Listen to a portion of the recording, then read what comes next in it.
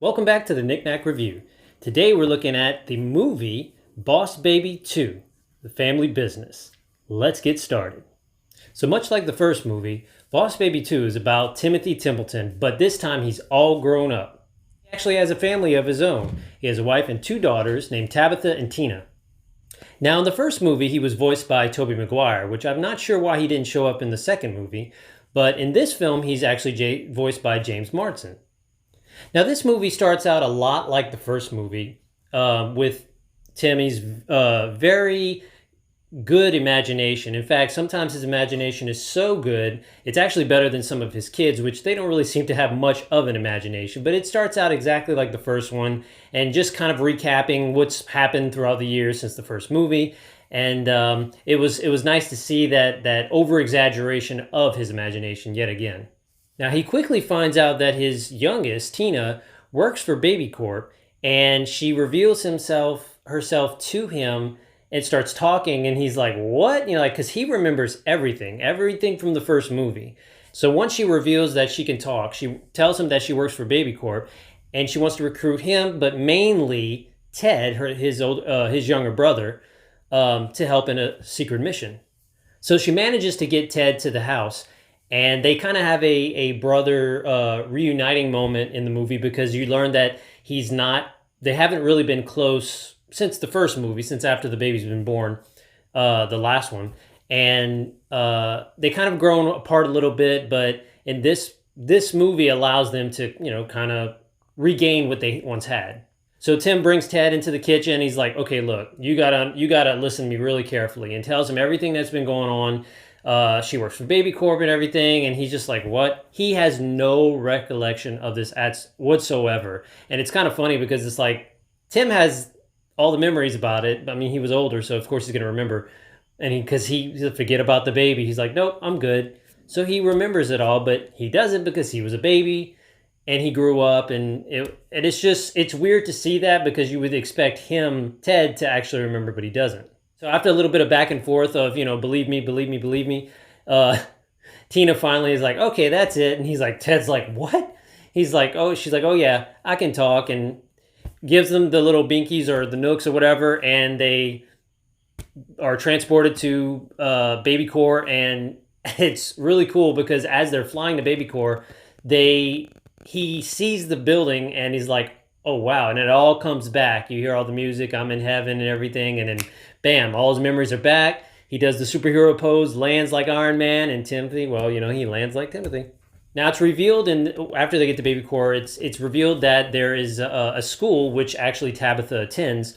The principal is trying to get rid of all the grown-ups. He's basically wanting to make the entire world full of babies, and more like through a hypnotic method, but that's his end goal, is to rid the world of adults and parents and everything, and just make it all babies.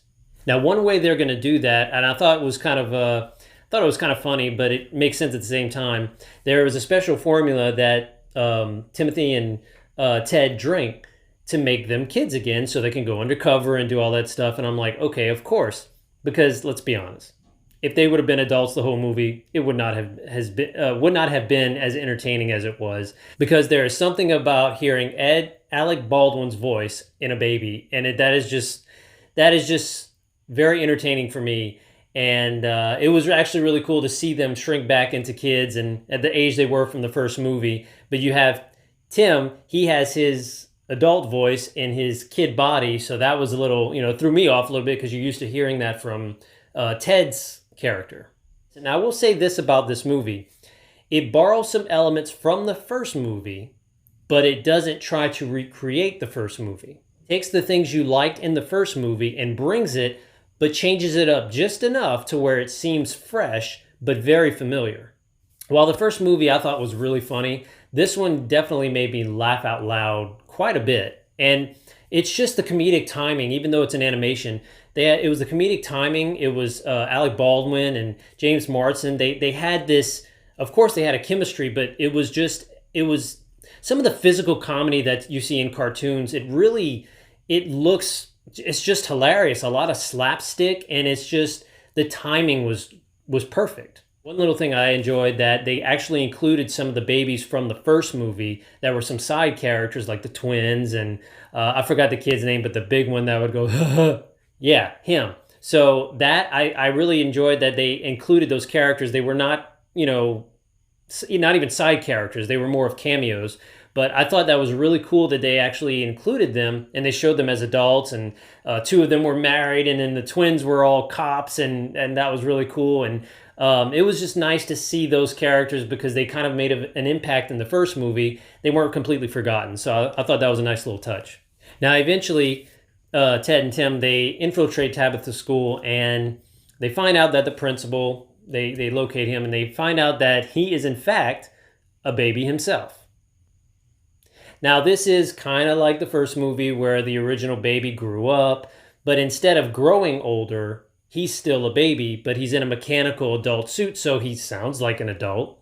And once he has the suit on, he looks like an adult, and he's voiced by none other than the great Jeff Goldblum. Man, I love that guy. He is such an icon. He goes way back, but it was really nice to hear that voice. And he's such a great actor. He's such a delight, whether it be on screen or through a voice.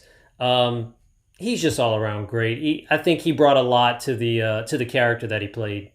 One thing I actually liked was that Tim actually became really good friends with his daughter Tabitha while he was a kid. They were in the same class, and it was actually kind of cool because you kind of think like, would you get along with your parents if they were your age, or when you have a kid, would you get along with your kid when you were their age?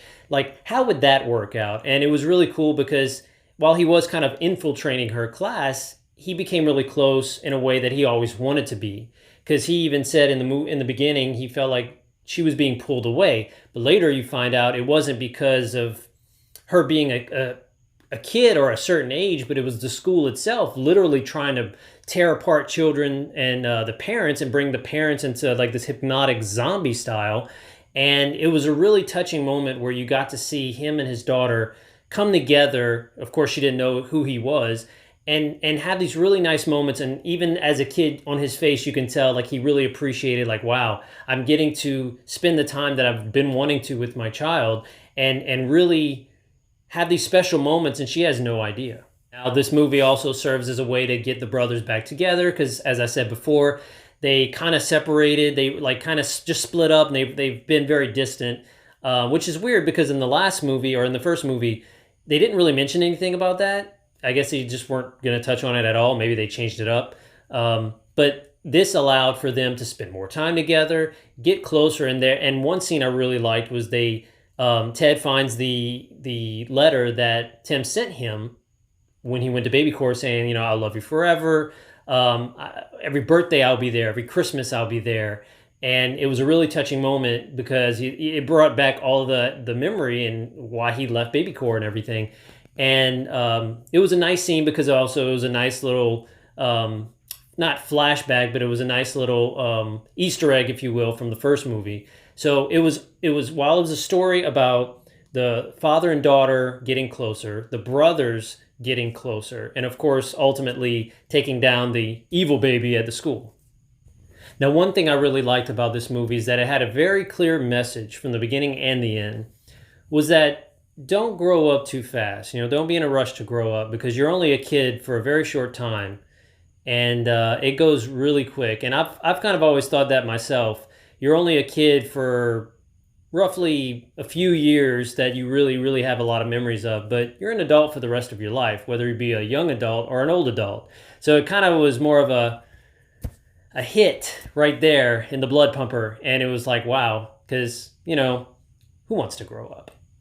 All in all, I thought this was a great family film. I really enjoyed the first one, and I thought this was a very proper sequel to be made, and it did not feel rushed. It did not feel like they were just trying to make money. It was actually a really good story to actually have them as kids again, and which was a little funny, but it was a good story of family, brothers, father and daughter.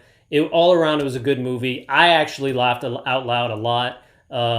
I think you will too. And it was just a really good time. I would actually go see this movie in the theaters. That's how I would rate it. Well, that about does it for me. Let me know what you thought about this movie in the comments below, and how you compare it to the first movie, and maybe which one was better in your opinion.